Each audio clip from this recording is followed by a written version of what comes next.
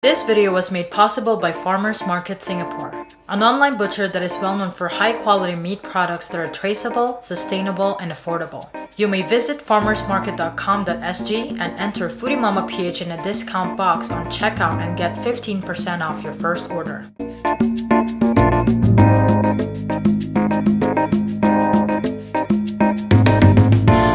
What's up you guys, Kiliancha here and welcome to another episode of recipe videos with Farmers Market Singapore. Today we're going to be making Salmon Otah or Otah, basically a fish cake grilled on a banana leaf. It's called Otak Otak by Malaysians and Indonesians, and it's called Otah by Chinese, and in Filipino we call it Utak, which basically means brains, because the original recipe kind of resembles the appearance of brain, kind of mushy, white, squishy, and soft. And that's, I believe, the original Indonesian version. But when you go to Malaysia and Singapore, the color is a bit like red and orange at the same time. And I think it's because of the different spices that is being used. So that's what we're gonna try to recreate. Usually they would use mackerel or milkfish, and I've never seen anyone cook with salmon. And so that's what we're gonna do today, the salmon Otak Otak recipe. Let's start cooking right now. First thing we're gonna do is prepare the salmon. I'm using 2 pieces of New Zealand salmon steak with skin on, scale off. Weight is about 360 to 400 grams in total. Put some hot water on it so the skin can be removed easily. Then flake or cut the salmon into chunks. Set aside and prepare the otak paste. We're gonna need the following ingredients that I've already chopped. About 25 pieces dried chilies, 2 stalks lemongrass, bottom white part, 8 to 10 pieces kaffir lime leaves, 5 pieces fresh red chilies, 100 grams shallots, 1 whole garlic, 20 grams galangal. Blend everything together until it looks like a paste. Then we can add the remaining ingredients and spices. Salmon chunks,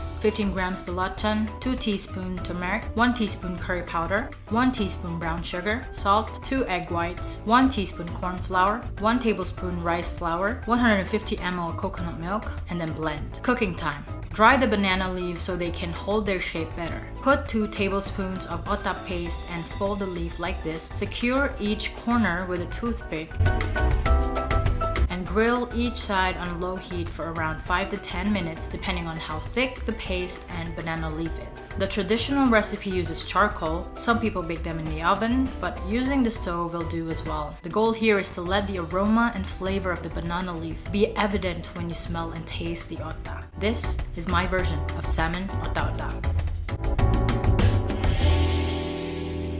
Salmon Otah is here. Some people would eat it as a snack. Some people would eat it as a sandwich filling. Some people would eat it with nasi lemak. So whatever you like, either as a snack, lunch, or dinner, or merienda, is one of the staples. Mostly cooked with mackerel, but this specific one is salmon. I think this is the first. Let's try Salmon Otah.